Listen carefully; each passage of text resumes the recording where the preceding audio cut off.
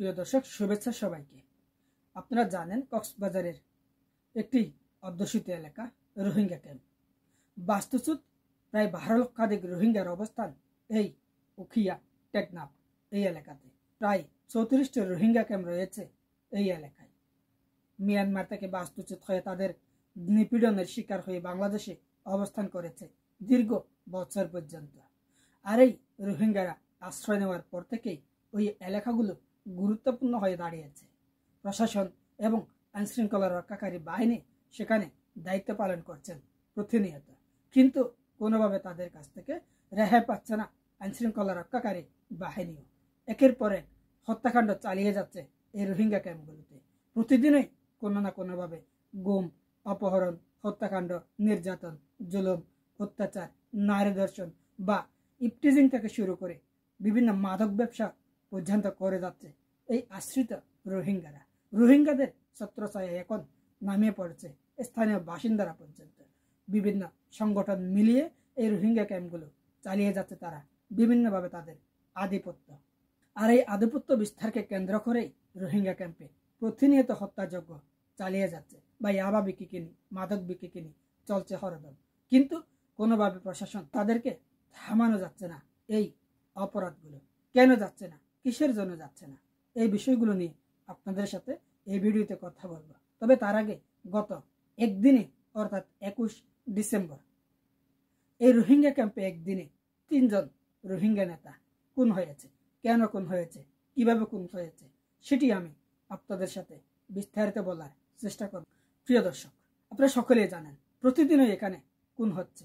তারপর তারই অন্যতম দৃষ্টান্ত নজির হচ্ছে গতকালকে অর্থাৎ 21 ডিসেম্বরের ঘটনা। উখিয়া রোহিঙ্গা ক্যাম্পে আধিপত্য বিস্তারকে কেন্দ্র করে পৃথক ঘটনায় সন্ত্রাসীদের গুলি ও ছুরিকাঘাতে হেডমাজি সহ 3 রোহিঙ্গা খুন হয়েছে। 21 ডিসেম্বর বৃহস্পতিবার ভোর রাত 4টা ও 6টা এবং বিকেল 3টায় উপজেলার 17 নম্বর ক্যাম্পে সি ব্লক ও কুতুপালং 4 নম্বর এবং জামতলী 15 নম্বর রোহিঙ্গা ক্যাম্পে জামতলী ব্লক ডি সাথে 3 হত্যাকাণ্ডের ঘটনা ঘটে। কারা ঘটাচ্ছে এইসব? এগুলো আমরা হয়তো আমাদের রহস্য থাকলেও কিন্তু স্পষ্ট পরিষ্কার কারা ঘটাচ্ছে এই ঘটনাগুলো আপনারা সকলেই জানেন, আমরাও জানি এই রোহিঙ্গা ক্যাম্প কেন্দ্রিক কারা অপরাধগুলো করছে। উখিয়া থানার ভারপ্রাপ্ত কর্মকর্তা ওসি জানিয়েছেন, বৃহস্পতিবার ভোর রাতে একদল দুষ্কৃতকারী 4 নম্বর মধুরছড়া ক্যাম্পের এফ ব্লকের হেডমাজি নাদির হোসেনকে ঘর থেকে ডেকে রাস্তায় নিয়ে গিয়ে উপর্যুপরি ছুরিকাঘাত করে ও গুলি করে। এতে ঘটনাস্থলেই মারা যান এই রোহিঙ্গা হেডমাজি নাদির হোসেন। ক্যাম্পের এফ ব্লকের হেডমাজি কমিউনিটি লিডার ছিলেন। তিনি মৃত সৈয়দ আহমদের পুত্র। প্রিয় দর্শক শ্রোতা, এই রোহিঙ্গাদেরকে নিয়ে কথা বললেই আমাদের উপর চড়াও হয় রোহিঙ্গা কেন্দ্রিক বিভিন্ন সন্ত্রাসী গোষ্ঠীগুলো, কিন্তু আমরা প্রতিনিয়ত বলেই থাকি তারাই এই অপরাধগুলো চালিয়ে যাচ্ছে। তাদের সাথে আমাদের বাংলাদেশের অনেক মানুষই এখন সম্পৃক্ত হয়েছে, কিন্তু প্রশাসন এখানে কোনোভাবে তাদেরকে দামাতে পারছে কেন পারছে না সেটিও রহস্যঘেরা। হয়তো কিছু অসাধু কর্মকর্তা রয়েছে, অথবা তারা চেষ্টা করছে, পারছে না। যেহেতু রোহিঙ্গা ক্যাম্প কেন্দ্রিক অসংখ্য মানুষ রয়েছে বা প্রায় 12 লক্ষাধিক রোহিঙ্গা রয়েছে, এই 12 লক্ষাধিক রোহিঙ্গাদেরকে রক্ষা করা প্রশাসনের কাছে অনেক কষ্টসাধ্য ব্যাপার। প্রিয় দর্শক শ্রোতা, একই দিন অর্থাৎ 21 ডিসেম্বর বুড়ে 17 নম্বর রোহিঙ্গা ক্যাম্পের সি ব্লকে 7 থেকে 8 জনের একদল রোহিঙ্গা সন্ত্রাসী ক্যাম্পের বাসিন্দা মোহাম্মদ আমিনের পুত্র আবদুল্লাহকে ঘর থেকে অস্ত্রের মুখে বের করে পাশের বাজারের রাস্তায় নিয়ে আসে। এরপর তাকে এক পর্যায়ে রাস্তায় ফেলে বুকে বিভিন্নভাবে উপর্যুপরি হামলা করে বা গুলি করে। এই গুলি করার পরে তাকে মৃত অবস্থায় ফেলে রেখে যায়। অপরদিকে বিকাল 3টার দিকে পালংখালীর জামতলী 15 নম্বর রোহিঙ্গা ক্যাম্পের D7 ব্লকে আরসা ও আরএসও রোহিঙ্গা ক্যাম্পের আধিপত্য বিস্তারকে কেন্দ্র করে দুই পক্ষের মধ্যে ধাওয়া পাল্টা দেওয়া হয়। এক পর্যায়ে আরএসও সদস্য ওই ক্যাম্পের আবু সিদ্দিকের ছেলে ওমর মিয়া প্রকাশ মাস্টার আয়ুব, তার বয়স ছিল 35, তাকে আরসা সন্ত্রাসীরা এলোপাতাড়ি দা দিয়ে মুখমণ্ডলে কুপিয়ে হত্যা নিশ্চিত করে পালিয়ে যায়। এরকম লোমহর্ষক ঘটনা এই রোহিঙ্গা ক্যাম্পগুলোতে প্রতিদিনই হচ্ছে। কিছু অজানা কিছু প্রকাশ্যে। তবে এই হত্যাকাণ্ড ঘটাচ্ছে তারা কিভাবে এই রোহিঙ্গা ক্যাম্পে অবস্থান করে? প্রশাসন কেন তাদেরকে কোনো না কোনোভাবে দায়িত্ব নেয় না? তাদেরকে কেন আটক করে না? অনেকেই আটক করতে আমরা দেখি আরসার সদস্য, আরএসএস সদস্য, এই রোহিঙ্গা সন্ত্রাসী গোষ্ঠীদের দীর্ঘদিন পর্যন্ত প্রশাসন বা র্যাপিড অ্যাকশন ব্যাটালিয়ন র্যাব 15 এর সদস্যরা প্রায় সময় আটক করছে। গত 1 মাসের ভিতরে অসংখ্য আরসা ক্যাডারকে আটক করতে আমরা দেখেছি। তবে এখনো পর্যন্ত আত্মগোপনে রয়েছে অনেকগুলো আরসার সদস্য, আর এই সদস্যগুলোই এই অপরাধগুলো করছে। বিশেষ করে আরসার প্রধানের নেতৃত্বে যে গ্রুপটি রয়েছে তারাই বিশেষ করে বড় বড় অপরাধগুলো করছে।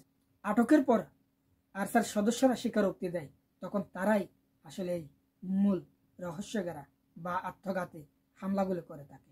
অপরদিকে এফবিএনের সদস্যরা জানিয়েছেন ঘটনাস্থলে তারা যখন উপস্থিত হয় তখন এই সন্ত্রাসীরা ছটকে পড়ে। পুলিশ গুরুতর আহত গুলিবিদ্ধ আবদুল্লাহকে ক্যাম্পের একটি স্বাস্থ্য কেন্দ্রে নিয়ে গেলে কর্তব্যরত চিকিৎসক এই আবদুল্লাহকে মৃত ঘোষণা করেন। আবদুল্লাহ আরএসএর সদস্য। পুলিশ নিহত রোহিঙ্গা যুবক আবদুল্লাহর মরদেহ ময়নাতদন্তের জন্য কক্সবাজার সদর হাসপাতালে পাঠিয়েছিলেন, এই কথাও জানিয়েছিলেন।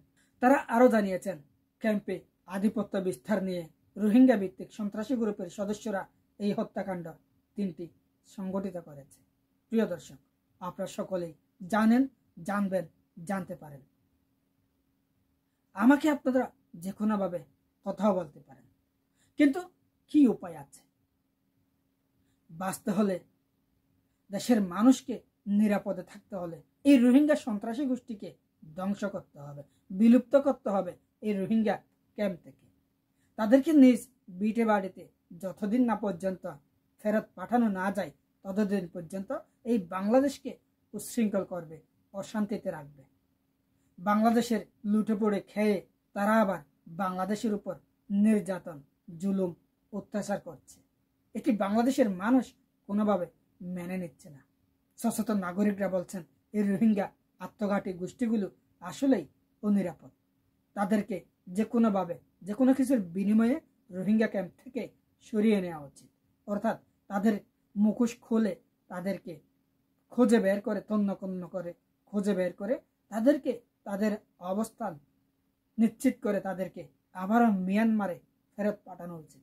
সেখান থেকে যেন বাংলাদেশে আবার প্রবেশ করতে না পারে, ওই ব্যবস্থাই করা উচিত বলে মনে করছেন সাধারণ বা সুশীল মানুষগণ।